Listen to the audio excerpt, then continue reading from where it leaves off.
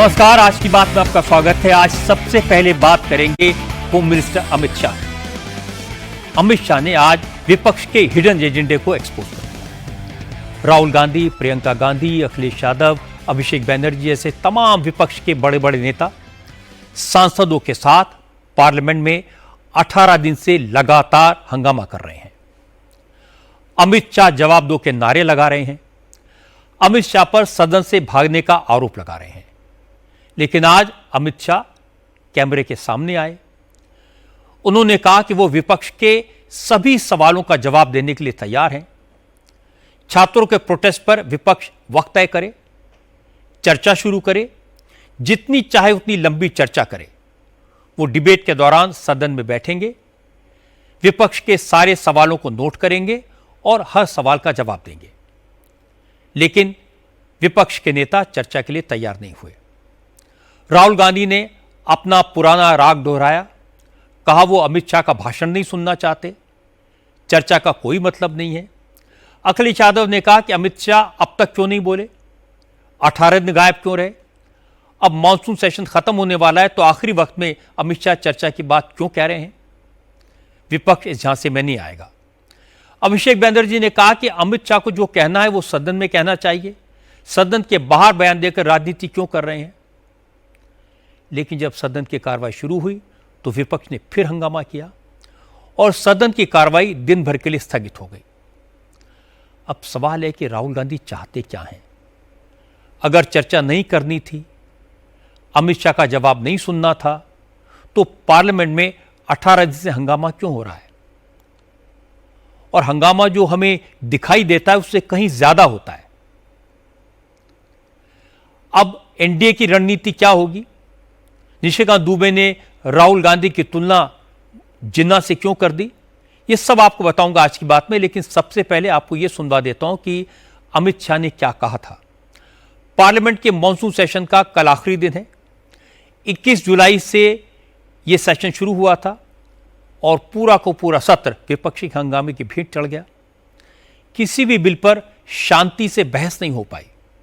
ज्यादातर विधेयक विपक्ष के हंगामे के बीच वॉइस वोट से ही पास हुए। लेकिन सत्र खत्म होने से पहले अमित शाह ने बाजी पलट दी। विपक्ष के नेता रोज बैनर पोस्टर लेकर पार्लियामेंट पहुंचते थे। सदन की कार्रवाई शुरू होने से पहले रोज पार्लियामेंट के गेट पर विपक्ष का प्रोटेस्ट होता था। विपक्ष के नेता अमित शाह को जवाब देना पड़ेगा, अमित शाह लापता हैं, अमित शाह डरपोक हैं, अमित शाह भगोड़े हैं, इस तरह के नारे लगाते थे और इस तरह के पोस्टर लहराते थे। राहुल गांधी दिल्ली में स्टूडेंट के प्रोटेस्ट को तो बड़ा इशू बना रहे हैं, लेकिन झारखंड में छात्रों के प्रदर्शन पर वो गोलमोल बात करते हैं। इसलिए एनडीए के नेता अब झारखंड के मुद्दे पर राहुल गांधी को घेरने में लगे हैं। आज झारखंड के बीजेपी सांसदों ने राहुल गांधी के खिलाफ संसद परिसर में प्रोटेस्ट किया, बैनर पोस्टर लहराए, नारेबाजी की। बीजेपी के नेताओं का कहना है कि छात्रों के इशू पर राहुल दोगली नीति क्यों अपना रहे हैं। क्या राहुल को झारखंड के नौजवानों का दर्द दिखाई नहीं देता। बीजेपी के सांसदों ने कहा कि हेमंत सोरेन की सरकार कांग्रेस के सपोर्ट पर टिकी है। अब बात समाजवादी पार्टी की। अखिलेश यादव और उनकी पार्टी के नेता आजकल राम भक्त बने हुए हैं। अखिलेश यादव को राम मंदिर में चढ़ावे की चोरी की बहुत फिक्र हो गई है। समाजवादी पार्टी के सांसद पिछले 20 दिन से रोज संसद परिसर में इसके खिलाफ प्रोटेस्ट कर रहे हैं। आज भी दान पेटी रखकर समाजवादी पार्टी के एमपीज ने चंदा इकट्ठा किया और आज ये बताया गया कि अब तक दान में कुल 1,57,000 रुपए मिले हैं। समाजवादी पार्टी के नेता पार्लियामेंट में ये सारा पैसा एक बोरी में भरकर लाए, सिर पर रखकर घूमे और फिर ऐलान किया अगर राम मंदिर में ये चंदा पहुंचाया तो चोरी हो सकता है। इसलिए कल दिल्ली में कनॉट प्लेस के हनुमान मंदिर में जाकर दान की रकम जमा कराएंगे। आज पार्लियामेंट से एक और बड़ी खबर आई। इलाहाबाद हाईकोर्ट के फॉर्मर जस्टिस यशवंत वर्मा के खिलाफ जितने भी आरोप लगाए गए थे वो सभी सही पाए गए हैं। दिल्ली में जस्टिस यशवंत वर्मा के सरकारी घर से जले हुए नोटों की बोरियां मिली थी। इस मामले की जांच के लिए लोकसभा स्पीकर ने एक पैनल का गठन किया था। आज इस पैनल की जांच रिपोर्ट को संसद के दोनों सदनों में पेश किया गया। रिपोर्ट में कहा गया है कि जस्टिस यशवंत वर्मा के खिलाफ सभी आरोप सही पाए गए। जस्टिस वर्मा के ऑफिशियल रेजिडेंस के स्टोर रूम में जो कैश मिला था वो पैसा किसका है, कहां से आया था, इसका सोर्स क्या था, इसके बारे में जस्टिस वर्मा ने जांच पैनल को सही जानकारी नहीं दी। साफ साफ जवाब देने के बजाय वो टालम टोल करते रहे। अब हिमाचल प्रदेश की बात करते हैं। आज से हिमाचल प्रदेश में पेट्रोल, हाई स्पीड डीजल महंगा हो गया। चीफ मिनिस्टर सुखविंदर सिंह सुक्खू ने पेट्रोल डीजल पर अनाथ और विधवा सेस लगाया। इससे पेट्रोल डीजल के दामों में 60 पैसे का इजाफा होगा। नया रेट आज रात 12 बजे से लागू हो जाएगा। हिमाचल सरकार का कहना है कि इस सेस से जो पैसा मिलेगा अनाथ बच्चों और विधवा महिलाओं के वेलफेयर में उसे खर्च किया जाएगा। शिमला में अब नॉर्मल पेट्रोल 103 रुपये 27 पैसे प्रति लीटर और हाई स्पीड डीजल 95 रुपये 21 पैसे प्रति लीटर के रेट पर मिलेगा। अब दिल्ली की बात करते हैं। आज दिल्ली के हॉस्पिटल्स को लेकर बड़ा खुलासा हुआ। पता लगा कि दिल्ली सरकार ने हॉस्पिटल्स के लिए जो करोड़ों रुपए के इक्विपमेंट्स खरीदे थे वो कई साल से धूल खा रहे हैं, क्योंकि इन इक्विपमेंट्स को ऑपरेट करने वाले टेक्नीशियंस नहीं हैं और जहां टेक्नीशियंस हैं वहां इक्विपमेंट को रखने की जगह ही नहीं है। इसलिए पिछले कई साल से इक्विपमेंट इंस्टॉल ही नहीं हुए। असल में हाई कोर्ट के ऑर्डर पर दिल्ली के 26 सरकारी हॉस्पिटल का स्पेशल ऑडिट कराया गया। आज हरिद्वार से जो तस्वीरें आई उन्हें देखकर आपको भी दुख होगा। हरिद्वार का पूरा प्रशासन पिछले 24 घंटे से सफाई अभियान में जुटा है। 1000 से ज्यादा कर्मचारी रात रात भर गंगा के घाटों से वो गंदगी साफ करते रहे जो कांवड़िए फैला कर गए। कल ही कांवड़ यात्रा संपन्न हुई।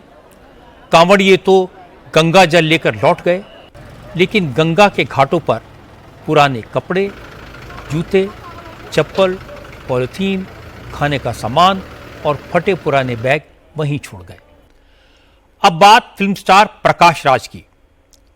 आज प्रकाश राज का एक बड़ा झूठ पकड़ा गया।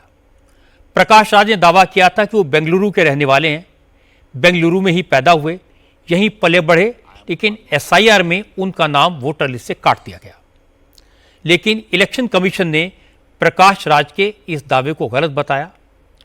पूरे फैक्ट्स के साथ ये साबित कर दिया कि प्रकाश राज ने बेंगलुरु का जो पता दिया है उस एड्रेस पर वो रहते ही नहीं हैं। अब मैं आपको प्रधानमंत्री नरेंद्र मोदी की बात सुनवाता हूं। आज प्रधानमंत्री मोदी ने जेन जी को बड़ा संदेश दिया। मोदी ने कहा कि जमाना रील्स का है, शॉर्टकट का है, लेकिन नौजवानों को किताबों से भी दोस्ती करनी चाहिए, पढ़ने की आदत डालनी चाहिए। मोदी ने कहा कि रील बनाना, रील देखना कोई बुरी बात नहीं है, लेकिन वक्त का ध्यान रखना बहुत ज़रूरी है, क्योंकि रील्स की सर्फिंग में वक्त कब गुजर जाता है पता ही नहीं लगता। आज गौतम अडानी ने भी अपने दिल की बात की। अमेरिका में सारे केसेस खत्म होने के बाद आज गौतम अडानी ने कहा कि 2 साल का वक्त मुश्किल था, लेकिन उन्हें पूरा यकीन था कि जीत सच्चाई की होगी। अडानी ने कहा कि सच को साबित करने के लिए लड़ना पड़ता है, हौसला रखना पड़ता है। ये लड़ाई आसान नहीं होती, लेकिन अगर आप सही हैं, अगर आपने कुछ गलत नहीं किया तो डरना नहीं चाहिए। अडानी ने कहा कि अमेरिकी कोर्ट के फैसले के बाद लीगल सिस्टम पर उनका भरोसा और मजबूत हुआ है। बिजनेस सेक्टर से आज एक और बड़ी खबर आई। टाटा सन्स और टाटा ट्रस्ट के बीच करीब 6 महीने से चल रहे टकराव का अंत हो गया। टाटा सन्स के चेयरमैन एन चंद्रशेखरन ने आज इस्तीफा दे दिया। चंद्रशेखरन का इस्तीफा 18 अगस्त को होने वाली टाटा सन्स की एजीएम से ठीक पहले आया। हालांकि वो फरवरी 2027 तक इसी पद पर बने रहेंगे। चंद्रशेखरन ने बोर्ड के मेंबर से कहा कि वो अगले 6 महीने में उनका उत्तराधिकारी खोज लें।